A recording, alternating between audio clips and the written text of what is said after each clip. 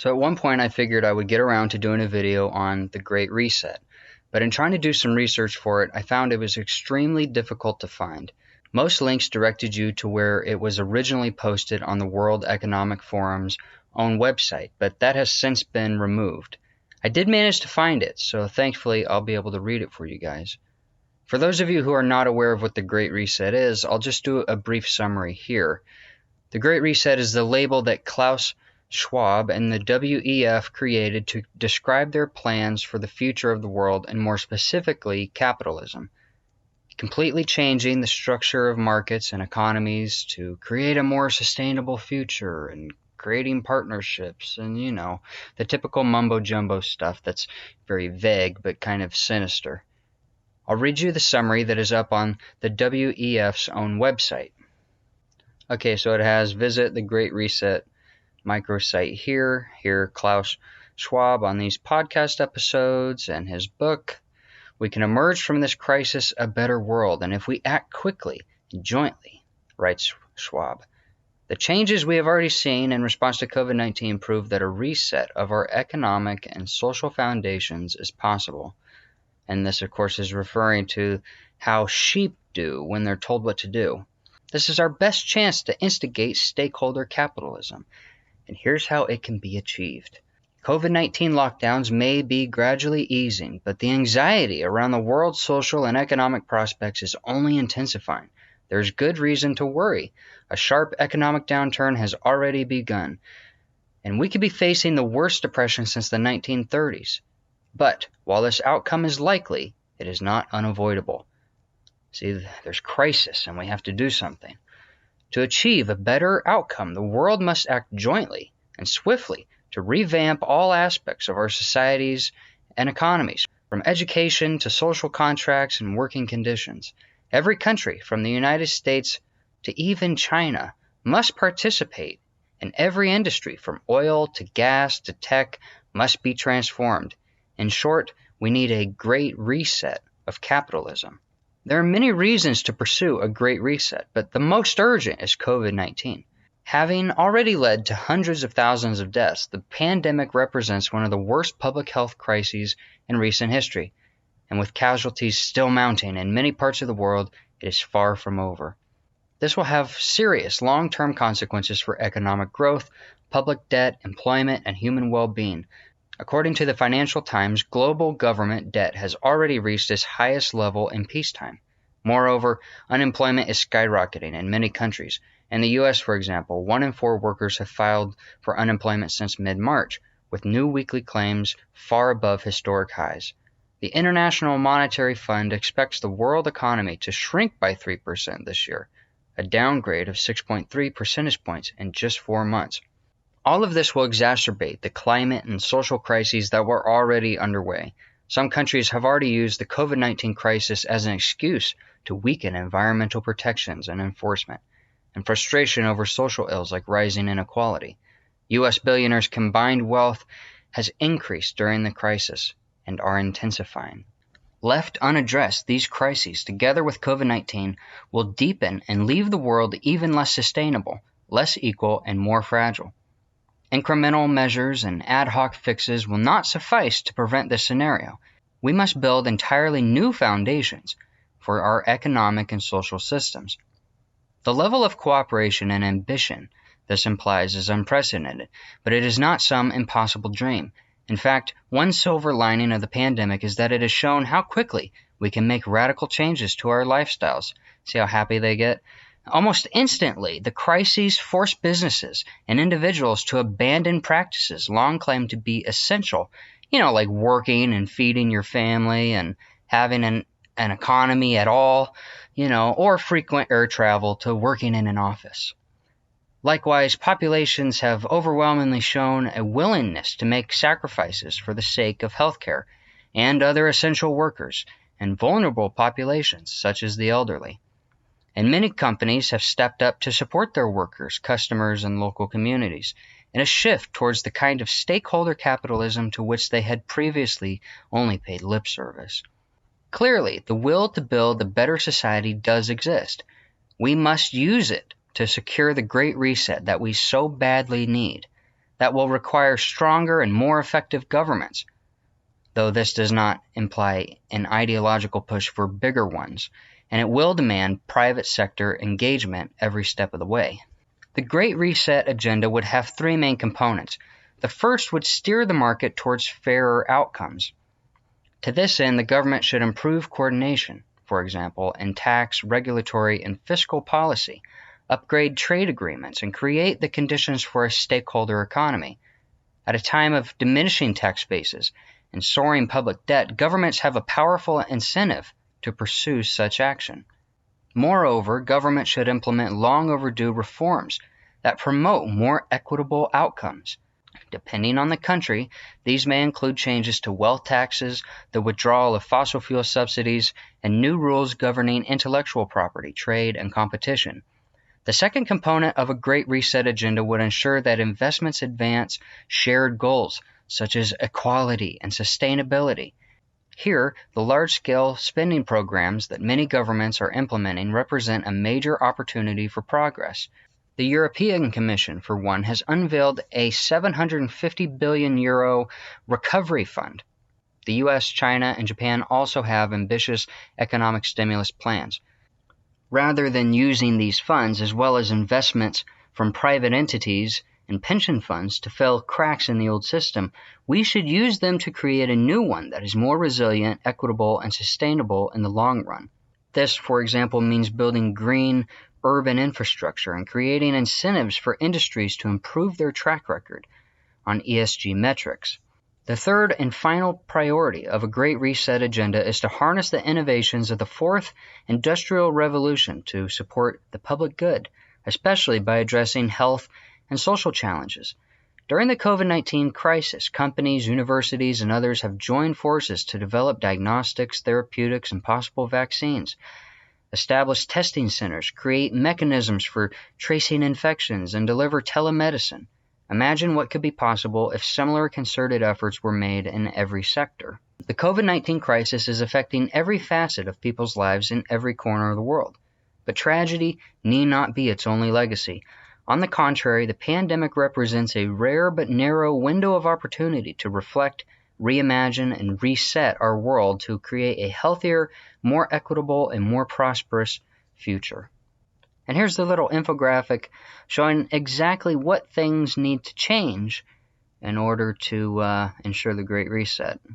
Now that sounds pretty dystopian and unworkable and pretty miserable for just regular people who are guaranteed to be screwed in this new economy. But what I really wanted to show you was this article by Ida Auken, who apparently is a Danish politician, and she wrote this piece to show the World Economic Forum what life would look like under the Great Reset. Welcome to 2030. I own nothing, have no privacy, and life has never been better. Welcome to the year 2030. Welcome to my city, or should I say, our city. I don't own anything. I don't own a car. I don't own a house. I don't own any appliances or clothes. It might seem odd to you, but it makes perfect sense for us in this city. Everything you considered a product has now become a service. We have access to transportation, accommodation, food, and all the things we need in our daily lives. One by one, all these things became free, magically, so it ended up not making sense for us to own much. First, communication became digitized and free to everyone. Then, when clean energy became free, that's when things started to move quickly. Transportation dropped dramatically in price. It made no sense for us to own cars anymore because we could call a driverless vehicle or a flying car for longer journeys within minutes. We started transporting ourselves in a much more organized and coordinated way when public transport became easier, quicker, and more convenient than the car. Now I can hardly believe that we accepted congestion and traffic jams, not to mention the air pollution from combustion engines. What were we thinking? Sometimes I use my bike when I go to see some of my friends. I enjoy the exercise and the ride. It kind of gets to the soul to come along on the journey. Funny how some things never seem to lose their excitement. Walking, biking, cooking, drawing, and growing plants. It makes perfect sense and reminds us of how our culture emerged out of a close relationship with nature. In our city, we don't pay rent because someone else is using our free space whenever we do not need it. My living room is used for business meetings when I'm not there. Once in a while, I will choose to cook for myself. It is easy. The necessary kitchen equipment is delivered at my door within minutes. Since transport became free, we stopped having all those things stuffed in our home. Why keep a pasta maker and a crate cooker crammed into our cupboards? We could just order them when we need them. This also made the breakthrough of the circular economy easier. When products are turned into services, no one has an interest in things with a short lifespan. Everything is designed for durability, repairability, and recyclability. The materials are flowing more quickly in our economy and can be transformed to new products pretty easily. Environmental problems seem far away since we only use clean energy and clean production methods.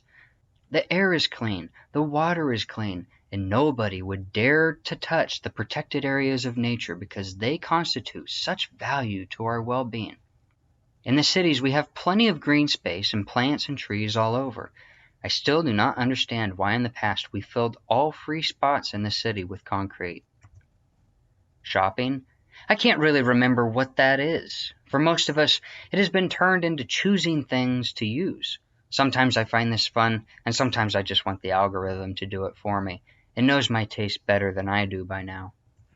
When AI and robots took over so much of our work, we suddenly had time to eat well, sleep well, and spend time with other people.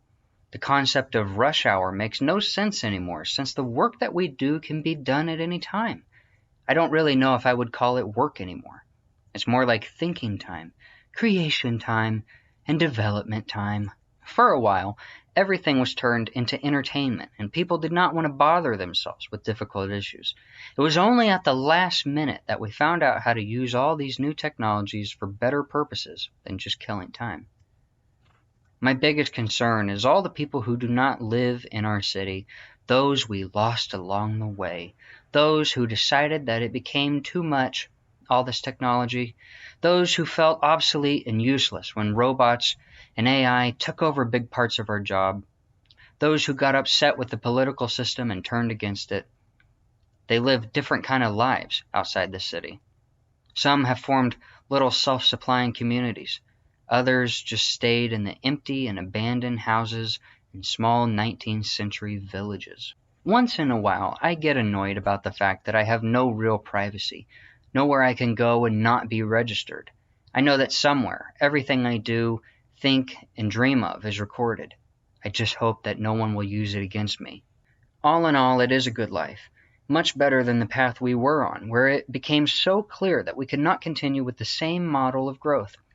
We had all these terrible things happening: lifestyle diseases, climate change, the refugee crisis, environmental degradation, completely congested cities, water pollution, air pollution, social unrest, and unemployment. We lost way too many people before we realized that we could do things differently. This blog was written ahead of the World Economic Forum annual meeting of the Global Future Councils, and Ida Auken is a young global leader and member of the Global Future Council on Cities and Urbanization of the World Economic Forum. I also want to show you what the fact checkers have said about this article. Here they say, fact check. The World Economic Forum does not have a stated goal to have people own nothing by 2030. The 3-minute clip, which has 862 likes and 1,100 shares at the time of writing, is captioned, "Let's talk about the World Economic Forum's stated goal for 2030 with the title, How Can We Stop Them from Stealing Everything from Us?" It features a man who says, now let's talk about their stated goal. By 2030, you'll own nothing and be happy. So the question is, how do they get us to that point? How, in 10 years, can they get us from having private property to owning nothing? The WEF does not have a stated goal to remove everyone's private property by 2030.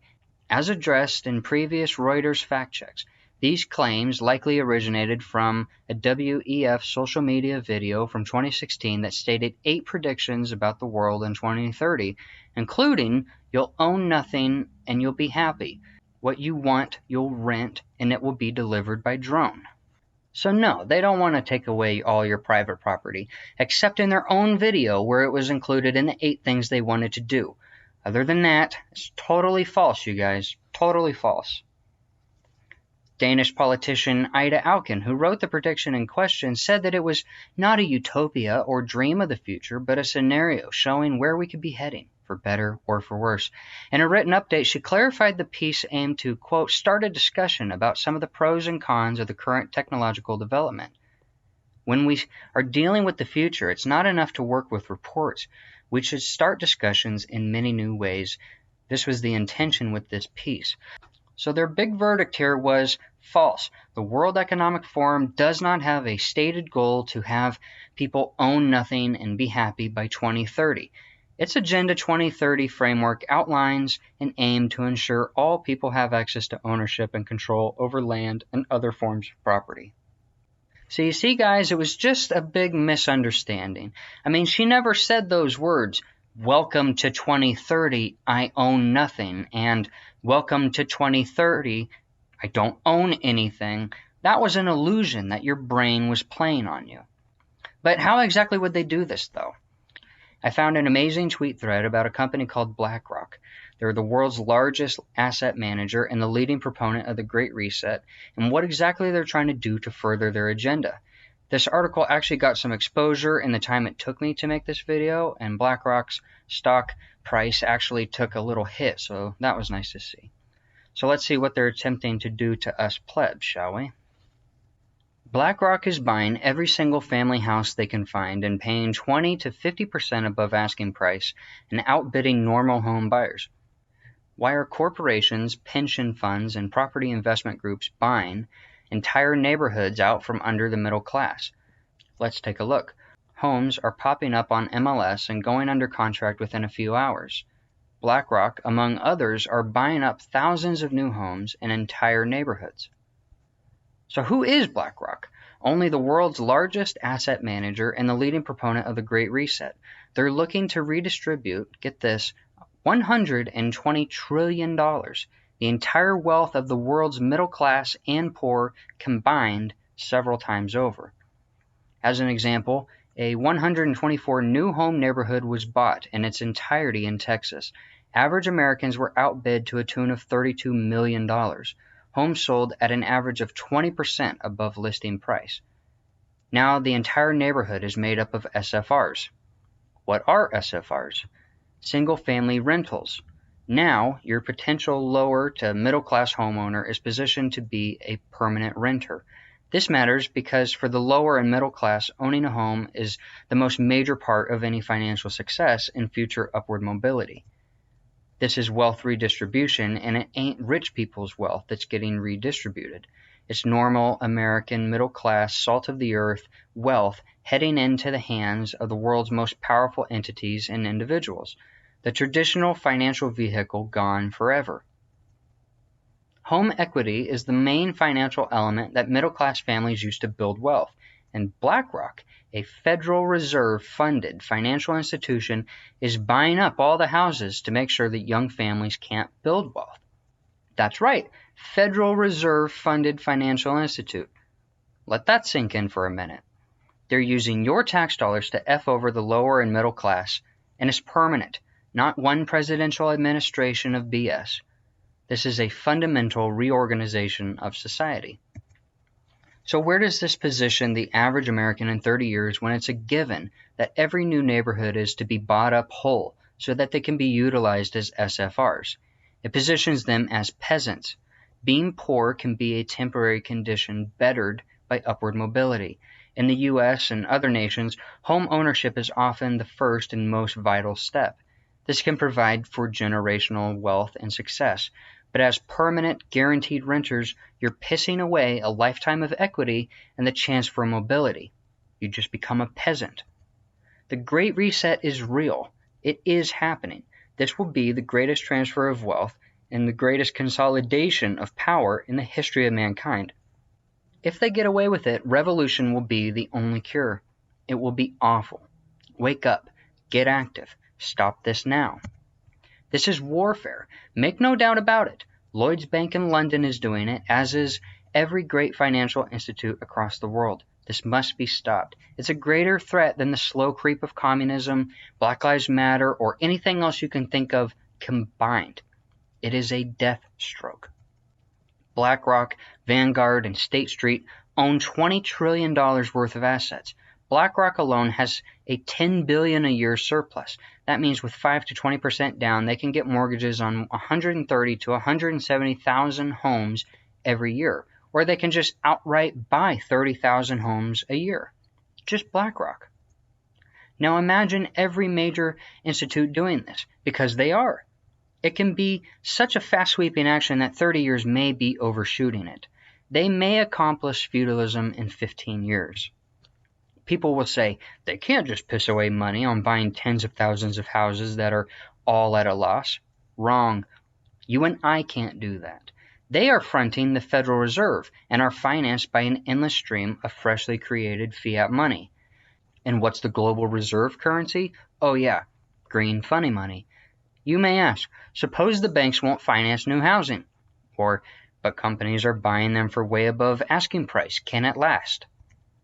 Well, the banks are controlled by and in bed with the same cabal buying everything up. You think this will be corrected by market forces when it is a financial and political pincher movement pushed by the same cabal that stole the 2020 election and hid COVID truth? You are effed if you think that. And then the last few slides here are just more articles that strengthen his argument. America's largest landlord adds $1 billion for its house hunt. Meet your new landlord, Wall Street. If you sell a house these days, the buyer might be a pension fund. Lloyds Bank plans to become a private landlord. Project generation. Lloyds Bank to become private landlord. How corporations are buying up houses and robbing families. Is Wall Street upending Nashville neighborhoods? These professors want to know. And when Wall Street is your landlord. This is the kind of stuff that's quietly going on in the background while people get their panties in a bunch about football players taking a knee or old statues or whatever meaningless crap we're all supposed to look at while the real stuff is happening behind the scenes. People on the right are going to have to lose their libertarian, sycophantic worship of capitalism and small government in all cases, because at this point it's becoming what taxes are for the left, no matter what the actual realities on the ground are or are becoming. No matter how many people move out of California to escape the taxes, or how many freedoms we lose under unaccountable corporations, both sides can only repeat the same bumper sticker ideology blabber about both issues. The left doesn't realize that if they raise taxes high enough, people simply leave the state, and they don't get any money from them. Maybe you were taxing people at 35%. And getting a sizable cut from a percentage of people who were willing to pay that much to a government that basically flushes everything down the toilet that it doesn't pocket for itself. But maybe 40% is the breaking point, and California is too stupid to realize that 40% of zero is zero. It refuses to acknowledge that reality. It just screeches when it sees it happening, and refuses to take a step backwards from its ideological version of what should happen. And the same is true with the right, and allowing corporations to do whatever they'd like. This opens up a whole can of worms, but I think you're better off watching Academic Agent's video on how libertarianism is the handmaid to socialism. Sometimes conservatism means actually passing some laws that protect the value that we have as Americans, and sometimes that means that corporations don't get to destroy all of our freedoms and be unaccountable while they're at it. And it's not conservative to defend these companies to the death, when what they're doing will be the death of our country. There needs to be a massive shift among conservatives in how they look at capitalism and small government and start managing their expectations and adjusting their knowledge and strategies in real time.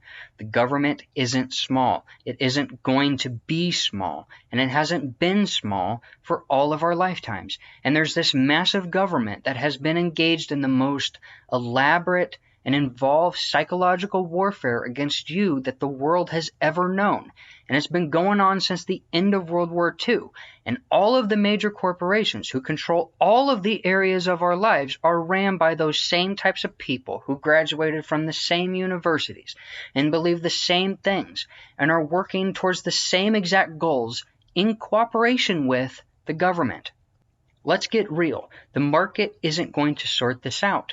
Boycotts don't work. Most of these companies are operating at a loss anyways, and they're propped up and funded by outside forces who want them to continue the subversion, despite how the general public feels about it. The elites who mess with the markets aren't going to pay when it crumbles. Didn't we learn anything from the housing bubble crash or from COVID? There's never consequences for these guys because the people who should hold them accountable help them do it in the first place. Here's an example of classic conservatism failing to even acknowledge that there's a problem with this and holding strong to some utopian libertarian fantasy that will never happen in a billion years in the current cathedral system. Here's Ben Shapiro's stupid take on it. I see many people are enraged at BlackRock. BlackRock is buying homes from people willing to sell them. If you don't like what they're doing, target the loose government policy incentivizing this sort of investment. Seriously, BlackRock isn't going to stop investing in single-family homes because you're mad on Twitter, but you could direct your energies towards stopping the Fed's insane monetary policy, which is driving down the cost of loans and creating a massive bubble. If BlackRock is willing to take the risk of leveraging up to buy single-family housing at above market prices, that is their prerogative, so long as they own the downside risk. No bailouts, ever. And if you're mad at BlackRock and want to artificially prevent them from buying single-family homes, I'd like for you to explain to those who currently own the homes why you're taking money out of their pocket. Here's Tim Pool's response. There's a difference between people owning investment property and massive financial institutions buying everything up at massive markups so that the working class are forced to be vassals to Wall Street. Surely there's a limit to what corporations are allowed to do. And here's Ben Shapiro's response. That's only true if the market financial institution refuses to bear the risk of its investment. If they want to pay at markup and bear the risk, and then the bubble bursts, I don't think anyone will be mourning, and houses will get a lot cheaper. Ben Shapiro's response baffles me so much. I'm sure that the mafia will ensure that the mafia is held accountable. As long as that happens, we'll be fine. I have an analogy that might make sense here. Let's say you're on a walk, and along the way you see a homeless person swinging a big stick around and shouting at everyone. Now, the way you're currently walking, you're headed straight for this guy, and chances are you're going to have an interaction with him. Now, you could start a train of thought about what you'll say if he confronts you, or what you'll do if he comes at you with that stick. Maybe you'll take the stick away, or get him in a chokehold, or, catch his punch and then punch him back in the face, or get him in an arm triangle because you watched a lot of UFC and you think you could pull it off. As long as he doesn't bite you, or have AIDS, or has a gun, or is stronger than you, or doesn't have 7 hobo friends around the corner waiting to jump you, you maybe have a chance of taking this guy on. Now, all that could flash through your head as you're walking closer to him. But what does the smart person do? They walk the other way. They avoid it. The best way to avoid any damage or conflict is just to remove yourself from that situation. You win 100% of the fights you don't get into. But here, Ben Shapiro is like the idiot that just keeps walking straight towards that guy and then asks him how his day is going, because he's so naive that he would rather operate on the completely baseless assumption that as long as nothing will go wrong, nothing will go wrong. If you have been mugged in the street before and you have the opportunity to avoid that experience again, when it's plain as day that it's going to happen again, then by all means, do it. But yeah, sure, as long as they take on all that risk and don't take any bailout money and our whole economy crashes in the meantime, yeah, sure, go ahead.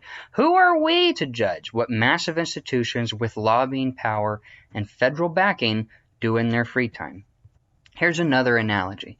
There's a classic story that shows the difference between progressives and conservatives, where the two are walking in a field and suddenly they come across a fence.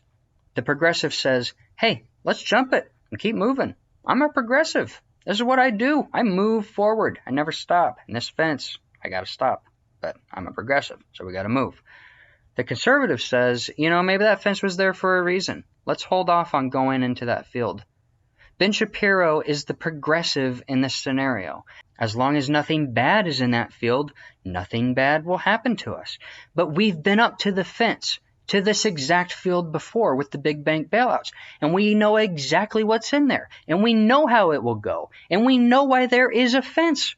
Or in this case, why we should make a fence and defend it with our lives. What is Ben Shapiro conserving here anyways? Crony capitalism? Families just being out of luck on buying a home for years until the market collapses and hopefully they still have their job and can buy a house for cheap? What's his argument here? At least it's not the government doing it. It's this sort of limp-wristed conservatism that will be the end of the movement. And I get it. Shapiro is a culture war guy, and he believes politics is downstream of culture, even though that's completely wrong, and spends all of his time in the culture war trenches. He'd rather focus on presenting the right-wing perspective to cultural issues than actually fighting for policies that would protect our interests and actually change the culture at the same time. Let's think about this for a second. We saw how the system used COVID to manipulate the election. Of course, now information is coming out about just how effective hydroxychloroquine actually is at improving people's health.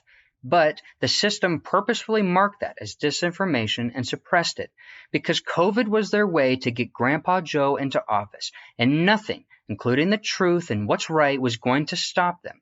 And so who knows how many lives could have been saved by the mass distribution of that drug? We'll never know because that's how committed the system is to getting what it wants.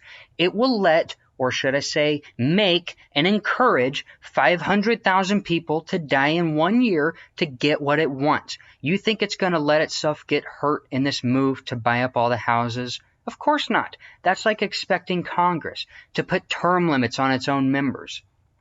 And this limp-wristed, I don't really have a problem with it unless they get away with it, attitude is going to lose every time because it's not 2016 anymore. And we cannot make the same sort of arguments we used to make because now it's serious. And there are ways to handle this, but the GOP would need to have a pair in order to protect whatever we have left of this country. Take Ron DeSantis. He passed a bill that would fine cruise companies $5,000 every time they asked to see proof of vaccination. And as a result, the cruise line said they wouldn't be asking for verification.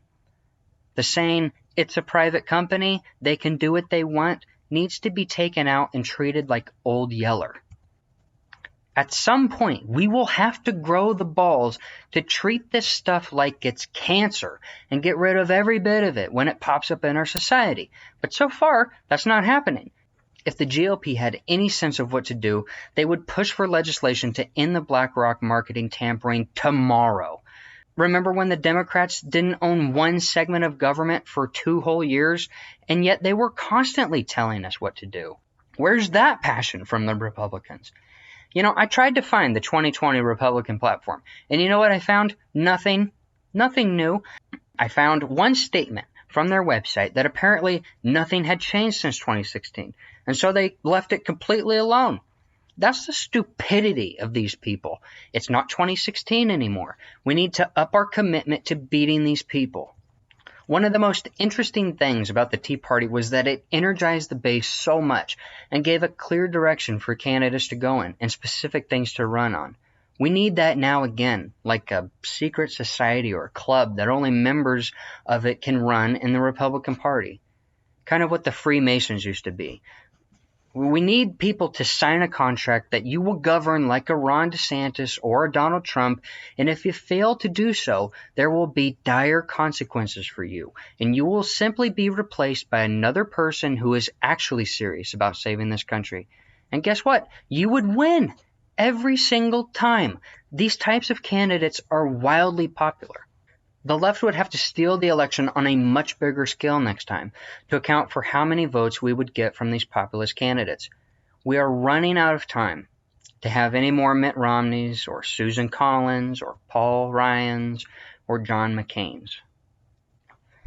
That time is over, and I hope to God Republicans will end up having a purity spiral and get some actual leadership before it's too late.